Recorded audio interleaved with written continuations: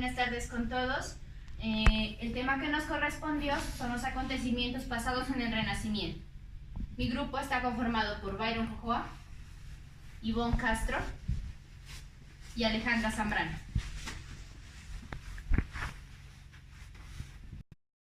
Y mi persona, Juliana Revelo. A continuación, Byron va a explicar los objetivos. Bueno, como objetivos de este tema tenemos que dar a conocer los hechos más importantes del Renacimiento para comprender su importancia en dicha época. Como segundo objetivo tenemos reconocer la importancia de dichos hechos para poder avanzar como sociedad. Como último objetivo tenemos mostrar el pensamiento de autores de dicha época para comprender el modo de pensamiento de la misma. A continuación, Byron va a empezar desarrollando el contenido. El primer acontecimiento que podemos dar a recalcar en el Renacimiento es la imprenta. La imprenta sucedió en 1440.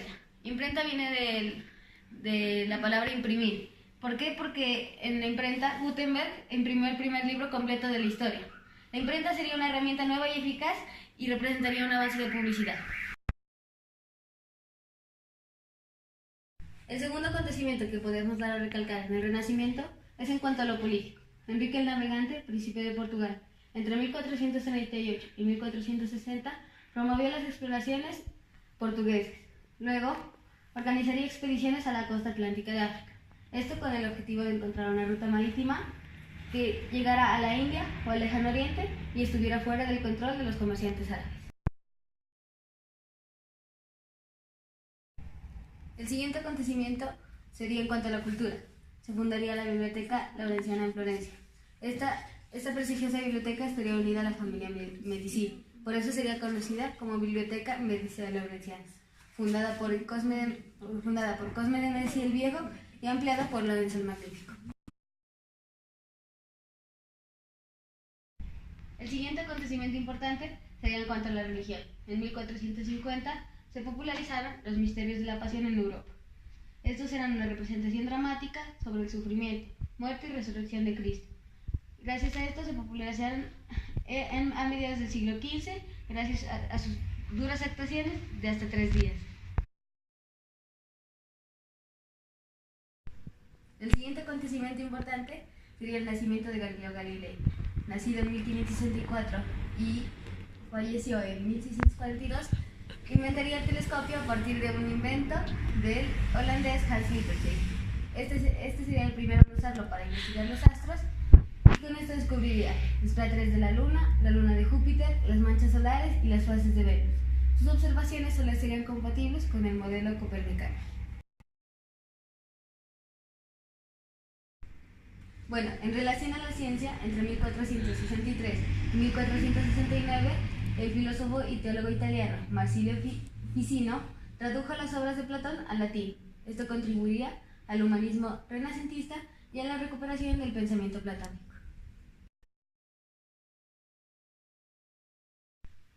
Bueno, en cuanto a la política, en 1479 se firmaría el Tratado de Alcuazar en la localidad portuguesa el 4 de septiembre de 1479, entre el rey de Portugal, Alfonso V, el rey de Castilla, Fernando, y la reina de Aragón, Isabel, también conocidos como los Reyes Católicos. Esto pondría fin a la guerra por la sucesión de Castilla.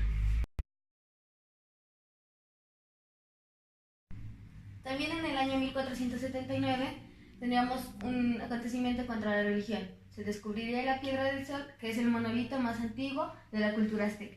En su superficie estaría tallada la compleja mitología del mismo pueblo.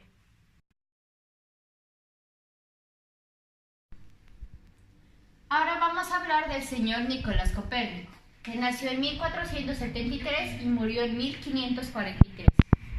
Muchos años después, de 1485 aproximadamente, con sus estudios de astronomía, contribuyó para aclarar la estructura del universo y así formular la teoría heliocéntrica, la cual dice que la Tierra forma parte de un sistema astronómico en el cual el centro es el Sol.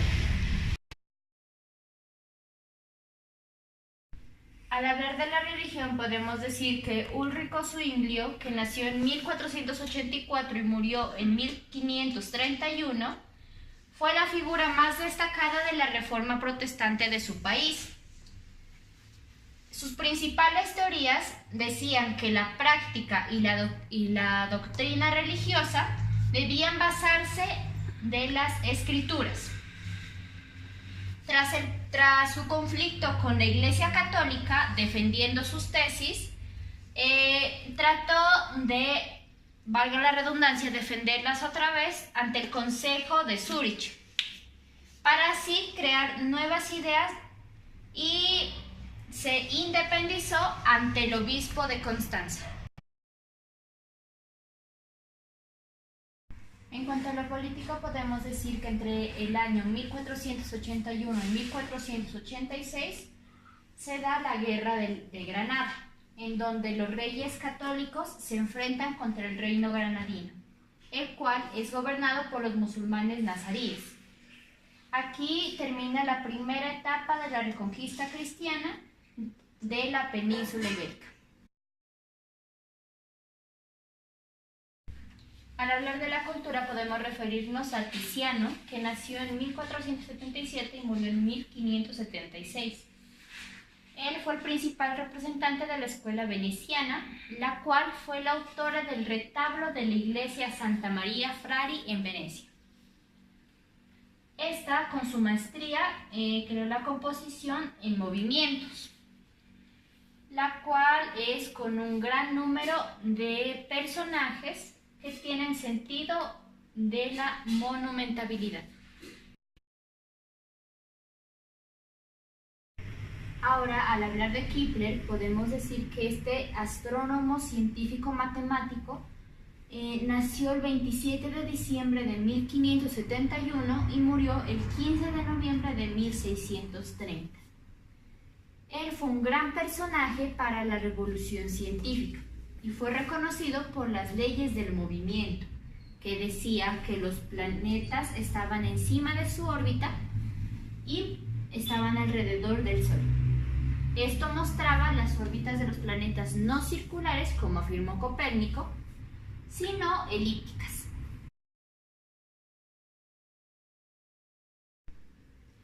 Al hablar de política, en 1482, el rey portugués Juan II mandó a erigir el complejo colonial de São Paulo de Lina tras el Tratado de Alcoazogas.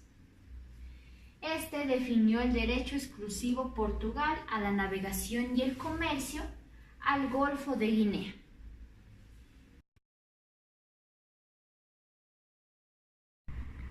En cuanto a la ciencia, podemos decir que en 1489 el alemán matemático Johann Wittmann realizó la introducción de los signos, ahora conocidos como más y menos, para sintetizar el estudio y enseñanza de las matemáticas.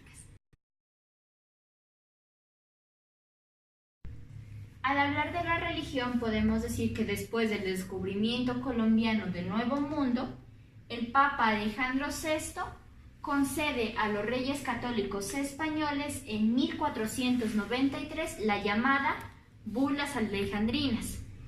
Con esto dona a la reina Isabel I y a su esposo Fernando II los territorios ya conocidos y los de Occidente, mientras estos no pertenezcan a ningún príncipe cristiano, y la demarcación de las futuras expediciones del oeste. Vamos a hablar acerca de Gerardus Mercator. En 1546 creó la proyección Mercator. Esto habla acerca de las direcciones y los rumbos magnéticos que se pueden trazar sobre un papel en línea recta. Los meridianos y los paralelos se pueden cortar en ángulos en línea recta. Los meridianos en igual distancia, los paralelos se alejan hacia los polos. Esto causa que las tierras árticas aparezcan exageradas.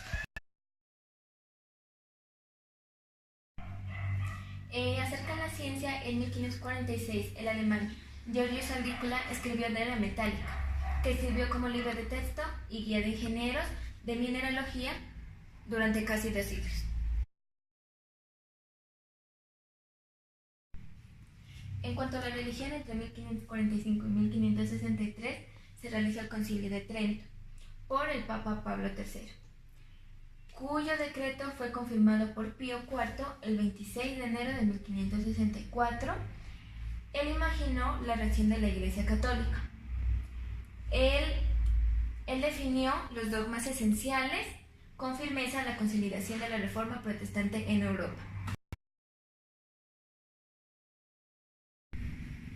En cuanto a la cultura, en 1550 apareció la comedia dell'arte en Italia, que sirvió como forma de entretenimiento, la cual fue heredera del teatro de Roma clásica, que sin tener un guión prefijado tuvieron que ser obligados a hacer las escenas de la vida cotidiana.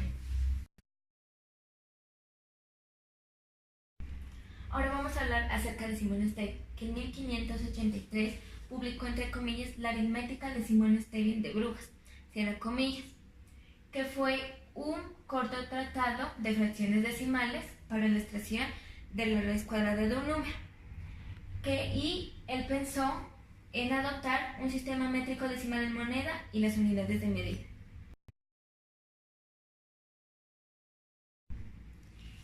Acerca de lo político, en 1585, Raleigh fundó la primera colonia inglesa en Norteamérica, entre el reinado de Isabel I.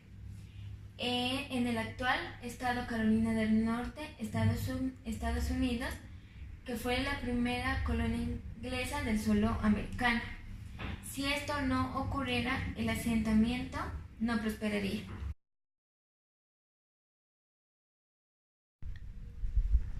En cuanto a la religión, en 1586 y 1617, Santa Rosa de Lima tomó hábitos dominicos en 1606. Por eso, la oración, la penitencia, la mortificación, el cuidado de los demás fueron sus actividades, por lo cual sería canonizada en 1671 por la Iglesia Católica.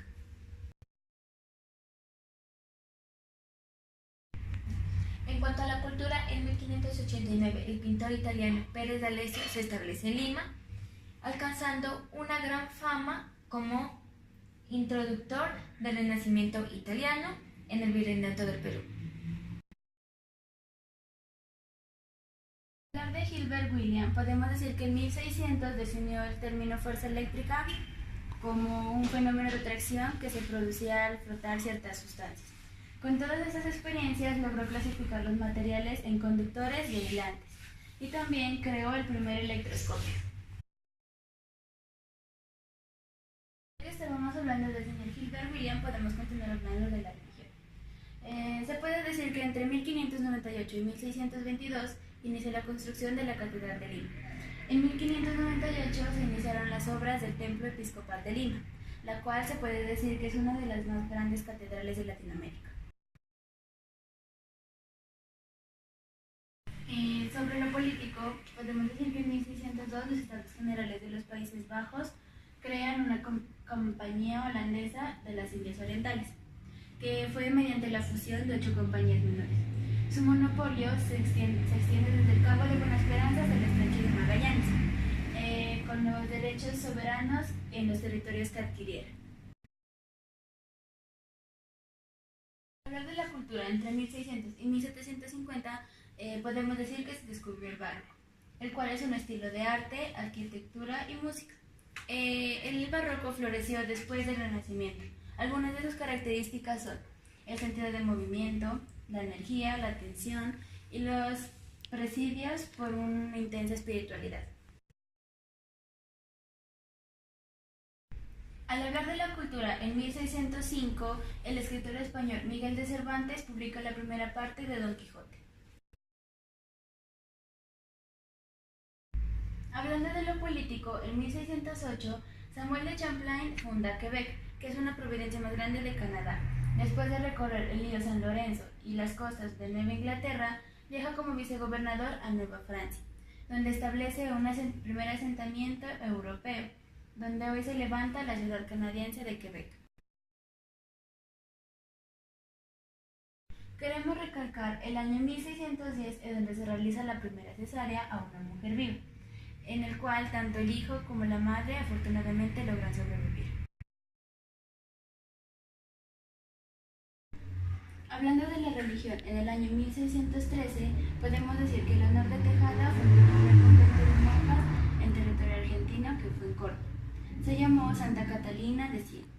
aprobado por el Papa Urbano VIII en el año de 1625. Así terminando nuestro contenido, mi compañera Ivonne va a dar las conclusiones. Ahora, las conclusiones del tema desarrollado son: en primer lugar, en el Renacimiento hubieron muchos avances tecnológicos y sociales para la humanidad. En segundo lugar, la mentalidad de esta época propició la creación de nuevos instrumentos y teorías que cambiaron significativamente el desarrollo de la sociedad. Además, el Renacimiento permitió la recuperación de la lengua y el pensamiento griego. Y por último, podemos concluir que la filosofía del Renacimiento de los siglos XV y XVI se basa en el humanismo y la antigüedad clásica. Ya desarrollado el tema, para complementar, vamos a presentar un pequeño video en el que se pueden observar otras conclusiones del Renacimiento. El Renacimiento es un periodo de la historia de la cultura ubicada en el tránsito de la Edad Media a la época moderna en Europa Occidental. Se desarrolla entre el siglo XV y el primer tercio del siglo XVI, pero se reconocen influencias de precursores de los siglos XIII y XIV, tales como Giotto y Duccio. El núcleo del origen se da en Italia, pero se extiende hasta la mayoría de los países de Europa Occidental. Según Jacob Burckhardt, se pueden reconocer 4 grandes categorías conceptuales relativas al Renacimiento. La primera es el descubrimiento del mundo y del hombre tanto por la expansión geográfica como por la investigación del ser humano como ser biológico. La segunda es el desarrollo de la individualidad y del antropocentrismo. Se presenta un cambio de punto de vista del hombre respecto al mundo en el cual Dios deja de ser el centro para que lo sea el hombre mismo. La tercera es la promoción oficial del arte por parte de príncipes, reyes y la Iglesia. Con este fenómeno se desarrolla el mecenazgo. La cuarta es el resurgimiento de la antigüedad clásica grecolatina, no como una imitación, sino como una reinterpretación tras un proceso de investigación. Dentro de Italia, el Renacimiento tiene 2 etapas: el Quattrocento del siglo XV y el Cinquecento del siglo XVI. En la primera, se da el proceso de recuperación de los elementos clásicos a través de la investigación de los viejos monumentos romanos, así como la adquisición de innovaciones tan importantes como la perspectiva y la pintura al óleo. En la segunda, se alcanza la madurez de la forma clásica renacentista a través de los grandes maestros de la época, no por medio de una imitación formal de lo antiguo, sino a través de la utilización de los grandes conceptos que definen lo clásico: el orden, la proporción, la armonía, el ritmo, la medida, la simetría y lo que los griegos llamaban euritmia. En el siglo XV podemos reconocer 2 grandes generaciones de pintores en Italia. En la primera destacamos a Masaccio, a Paolo Uccello y a Fra Angelico. En la segunda se destacan Piero della Francesca, Sandro Botticelli y Andrea Mantegna. En el siglo XVI, los principales artistas en Italia serán Leonardo da Vinci, Rafael Sanzio y Miguel Ángel Buonarroti. En la escultura se destacaron Andrea Verrocchio, Donatello y Miguel Ángel principalmente. En arquitectura sobresalen Filippo Brunelleschi, León Battista Alberti, Donato Bramante y nuevamente Miguel Ángel. El concepto del conocimiento en el Renacimiento es universal. El ideal humano es el hombre universal que puede quedar sintetizado en la figura de Leonardo da Vinci, quien además de toda su trayectoria artística, desarrolló investigaciones anatómicas, mecánicas, hidráulicas, de ingeniería, entre otras cosas. En el siglo XVI, Europa recibe el impacto de varios hechos que provocaron una seria crisis de la conciencia europea. El descubrimiento de América y la corrección de la imagen del mundo de la época, la ruptura de la unidad del cristianismo con las reformas protestantes, el saqueo de Roma por las fuerzas imperiales de Carlos V, la teoría heliocéntrica del universo desarrollada por Copérnico. Todo ello contribuyó a desestabilizar grandes certezas que los europeos habían tenido en siglos anteriores y generó un ambiente que hizo que el concepto clásico perdiera apoyo en la realidad. Ahora les presentamos la bibliografía de donde sacamos información necesaria para hacer nuestro proyecto.